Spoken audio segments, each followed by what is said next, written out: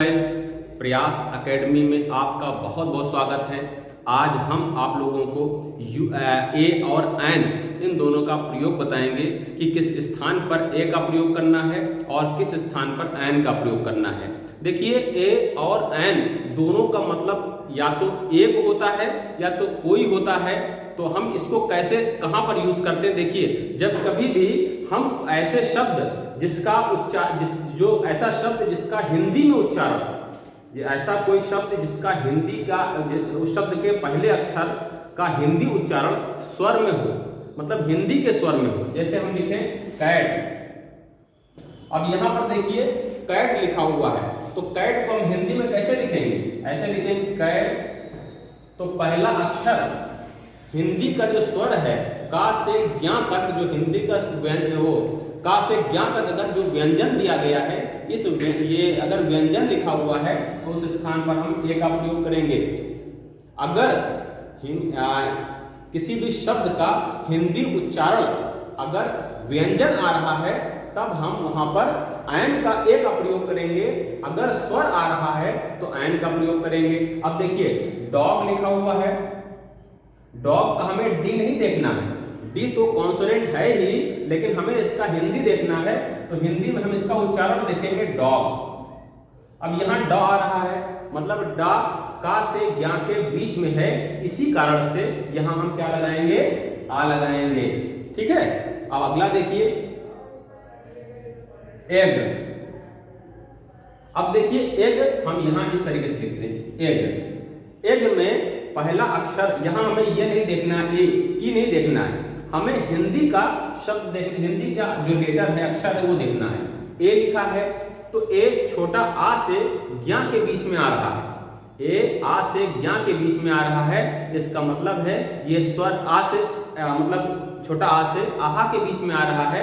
तो इसीलिए जो ए होगा ये स्वर होगा, और स्वर जब भी आए वहां पर हम एन का प्रयोग करते हैं। तो एन एक हो जाएगा। एलिफेंट देख लीजिए, एलिफेंट। एलिफेंट, एलिफेंट में भी हम शुरुआत का जो ई है इसको अगर देखेंगे तो एलिफेंट इस तरीके से लिखा जाएगा। तो पहला अक्षर ए आ रहा है, मतलब आ से आहा के बीच में आ रहा है, तो हम इसको क्या कहेंगे? ये स्वर आ गया है। तो स्वर जब होगा तो वहां पर हम एन का प्रयोग करेंगे। तो यहाँ क्या होगा? एन एलिफेंट होगा। ठीक है, यहाँ क्या होगा?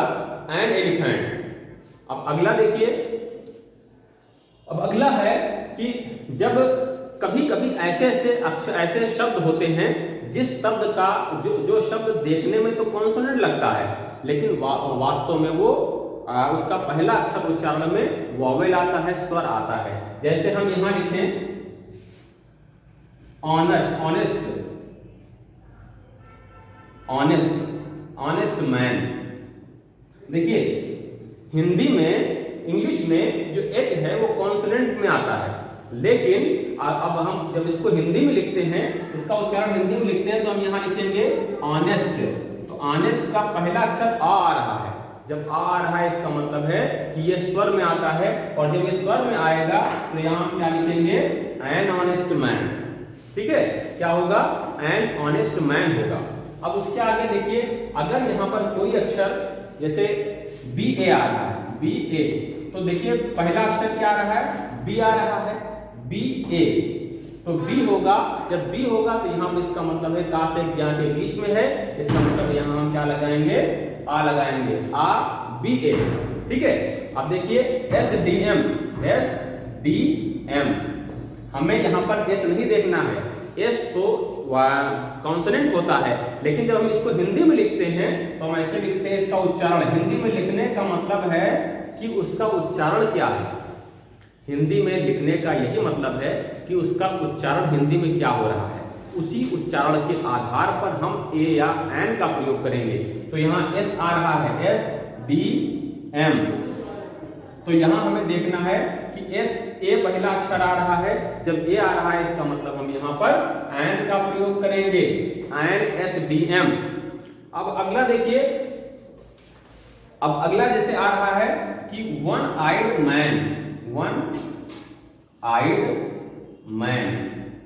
तो वन आइड मैन लिखा हुआ है, तो देखने में क्या लग रहा है कि वन जो ओ से शुरू है, ओ स्वर होता है, वॉवेल्स होते हैं ए ई आई ओ यू, तो वो भी क्या है, एक वॉवेल है और वॉवेल के अनुसार यहाँ पर होना चाहिए मतलब आ होना चाहिए, एन होना चाहिए, लेकिन यहाँ पर क्या होगा, आ होगा। ऐसा क्यों है, क्योंकि यहाँ इसका हम उच्चारण देखेंगे तो ये वा आ रहा है और वा का से ज्ञा के बीच में आ रहा है। इसका मतलब है यहाँ हमें क्या यूज करना है, आ का यूज करना है, आ वन आइड मैन। ठीक है, अब नेक्स्ट देखिए, जैसा हम लिख रहे हैं यूनिवर्सिटी, यूनिवर्सिटी, यूनिवर्सिटी में देखिए यू क्या है, एक स्वर है, यू वॉवेल है, वॉवेल के हिसाब से यहाँ पर क्या होना चाहिए, यहाँ होना चाहिए एन। लेकिन जब हम इसको हिंदी में लिखते हैं तो हम ऐसे लिखते हैं यूनिवर्सिटी, यूनिवर्सिटी, तो पहला अक्षर या आ रहा है, जब या आ रहा है इसका मतलब हम यहाँ पर एन का प्रयोग होना चाहिए, लेकिन या आ रहा है, या कॉन्सोनेंट में आ रहा है, और जब कॉन्सोनेंट होगा तो यहाँ हम आ का यूज करेंगे, आ यूनिवर्सिटी। ओके, आ यूनिवर्सिटी। अब अगला देखिए,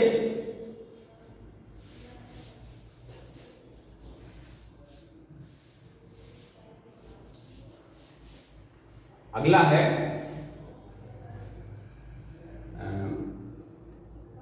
एस डी ओ। यहां पर भी देख लीजिए एस डी ओ, एस आ रहा है ना, तो यहां क्या लगेगा, एन लगेगा, एन एस डी ओ। ठीक है, क्या लगेगा, एन एस डी ओ। तो इस तरह से हम अब यहां देख रहे हैं कि हमने आपको समझाने की कोशिश की है कि ए और एन का कहां यूज करते हैं, दोनों का। अब से ए एन क्यों हम ए का यूज नहीं करते हैं या एन का यूज हम क्यों स्पेशल कर रहे हैं, क्योंकि ए अगर हम किसी वॉवेल में बोल रहे हैं तो उसमें लैप्स हो जा रहा है।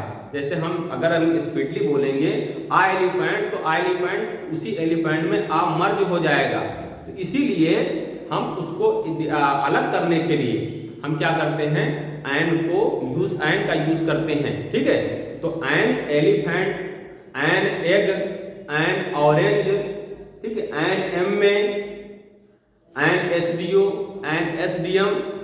इस तरह से ए और एन, इन दोनों के बारे में हमने आपको समझाने की कोशिश की और हम आशा करते हैं कि इन दोनों का प्रयोग आप अच्छी तरह से जान गए होंगे। हम इसके आगे नेक्स्ट वीडियो में हम दा का प्रयोग आपके लिए लेकर के आएंगे और दा का प्रयोग समझाने की कोशिश करेंगे। धन्यवाद।